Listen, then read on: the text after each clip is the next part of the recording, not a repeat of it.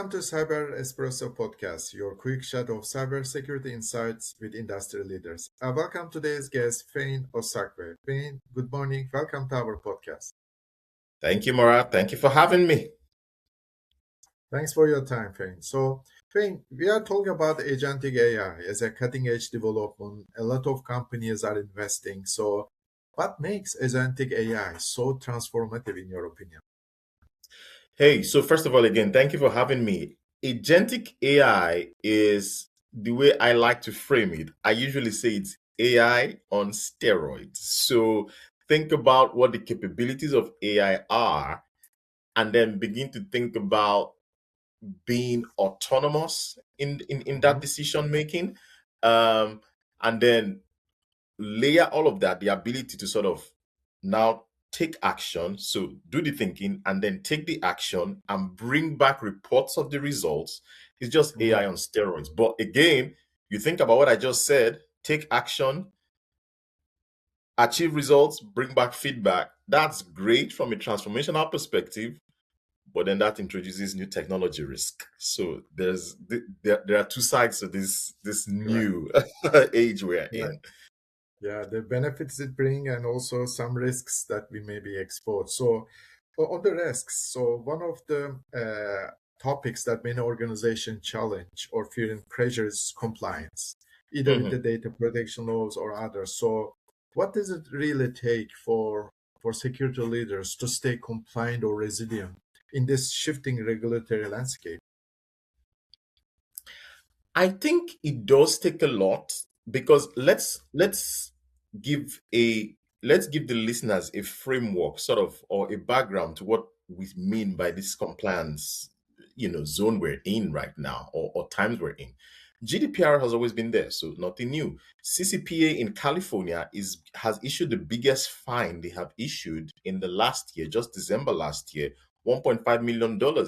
India now has its data protection law. PIPL in China, like all over the world, there's the huge drive around data protection. And if you think about what I just said, that now you have an autonomous AI that is Mhm. able to take action, execute without Mhm. any human intervention if you do not build those controls in. Now you could start saying things like it could build a model Mhm. leveraging confidential data without your intervention, with or without the data subjects actually giving their rights to it, and create this model. All of a sudden, now you have this model created that probably has bias, does not necessarily have the right what's the right consent from the data subjects, and is running autonomously. So, I mean, I think great that the EU introduced the EU AI Act, which has again that has been pushed down the road now, isn't it, in terms of Correct. timeline for implementation? But at least it does create some framework, which I think we could all work with to say where does our AI sit, right? In this new era, and what are some of the guardrails depending on how high risk or low risk this AI is designed to achieve, or the things it's designed to achieve, depending on how high risk, low risk it is, what sort of privacy controls are we supposed to be Mhm. putting in place? Correct. So you mentioned controls. So how easy it is to place those controls? Oh, it's not easy. I think that, so what I've seen in organizations, for example, first is the overarching governance. How do we respond? So, do we have, for example, a responsible AI framework that says for every AI we're building, we have a framework that we must adhere to? We must classify every AI use case based on high, medium, low risk, depending on, is it accessing people's confidential data? Are there PII risk here?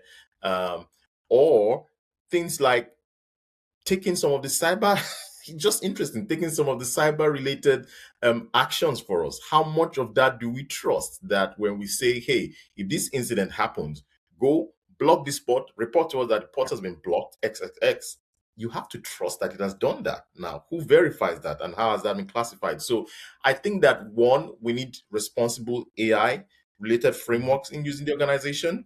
There needs to be classification, risk based for all your AI use cases.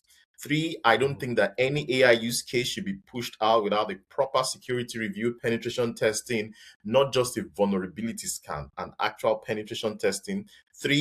Four, before your AI model is pushed out, it has to go through your data privacy, your DPO, depending on how your organization is structured, or your head of privacy risk. They need to vet it that there are no contraventions to personal rights of individuals. So I think those are some of the things organizations can do. That's very true. So, Fane, I appreciate being part of our podcast and sharing your insights. I look forward to talking to you on other occasions.